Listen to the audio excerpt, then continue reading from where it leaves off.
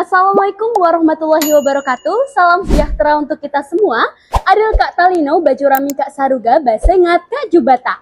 Arus, arus, arus. Salam literasi.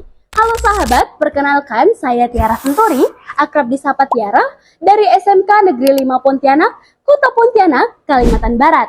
Pada episode kali ini, saya ingin mengajak teman-teman sekalian untuk menelusuri sebuah karya saduran yang berjudul Syekh Maradang. Buku ini merupakan karya tulis oleh Alia Nambira Nasution dan diterbitkan oleh Perpusnas Press pada tahun 2023 di Jakarta. Buku ini memiliki jumlah halaman sebanyak 94 halaman dengan lebar buku 16 x 23 cm.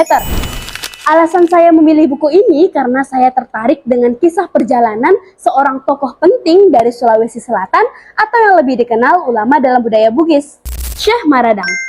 Ketertarikan saya terhadap buku ini pun semakin menjadi-jadi ketika sang penulis menggambarkan bagaimana ambisi Syekh Maradang untuk menuntut ilmu setinggi-tingginya dan upaya dalam menggali berbagai pengetahuan duniawi yang masih menjadi misteri bagi dirinya. Setelah membaca sinopsis ini, dengan penuh rasa penasaran, saya mulai bertanya, sehebat dan seinspiratif apa Syekh Maradang ini sampai-sampai hikayatnya ditulis dan diwariskan secara turun-menurun dalam budaya Bugis. Berbagai pertanyaan terus muncul yang membuat saya terdorong untuk membaca lebih dalam.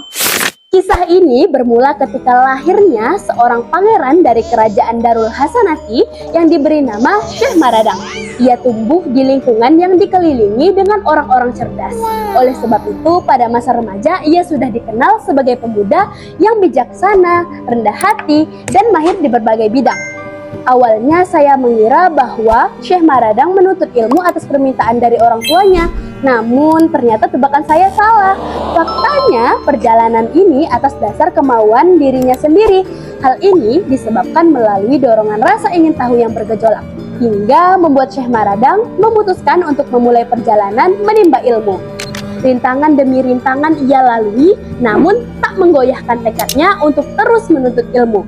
Dengan bantuan guru-guru yang ia temui selama perjalanan, kini Syekh Maradang berkembang sesuai yang diharapkan oleh pembaca. Sekarang, ia menjadi sosok yang tak hanya menginspirasi rakyat, namun juga sangat diidolakan oleh para pemimpin negeri.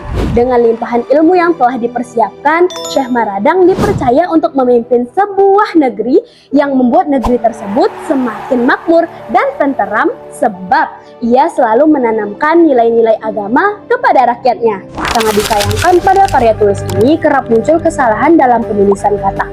Akibatnya dapat mengurangi kenyamanan pembaca. Menurut saya, perjalanan pada kisah ini kerap berulang yang membuat saya sedikit merasa kesulitan untuk menentukan puncak cerita karena kurangnya penggambaran tokoh dalam cerita yang membuat sebagian tokoh muncul sekilas tanpa pendalaman karakter.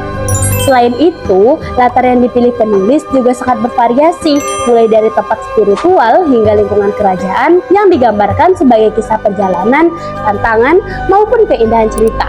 Dengan pemilihan bahasa yang bernuansa kerajaan kuno, membuat cerita ini memancarkan wibawa dan kemegahan kerajaan yang dapat dirasakan oleh pembaca. Tak hanya itu, buku ini banyak memuat nilai leluhur dan pesan moral kehidupan yang dapat diserap. Saya menyukai kisah ini karena penulis selalu menghiasi cerita ini dengan berbagai figur supranatural seperti munculnya Dracula, jin, hingga makhluk-makhluk mistis lainnya. Cerita ini sangat direkomendasikan untuk pecinta kisah yang menggabungkan tema penjelajahan dan nilai religius melalui ajaran filsafat dengan sentuhan legenda yang tak hanya berhasil membawa pembaca dalam lautan imajinasi, tetapi juga dapat menambah wawasan pembaca.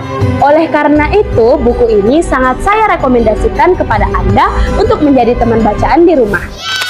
Dari buku ini saya belajar bahwa setiap ujian bukanlah sekedar kejadian, melainkan jalan untuk mempertemukan dengan pengalaman baru yang dapat mengubah pandangan hidup. Seperti yang Allah katakan dalam hadis qudsi, saya sesuai dengan prasangka hambaku, sebab berprasangka baik akan selalu membuka pintu-pintu kebajikan. Dulu ketika Allah menggagalkan semua rencana saya marah kepada Allah. Kenapa harus saya? Apa saya tidak pantas untuk mendapatkan hal tersebut? Tetapi sekarang saya mulai menyadari bahwa rencana Allah lebih baik dari rekayasa yang telah saya buat.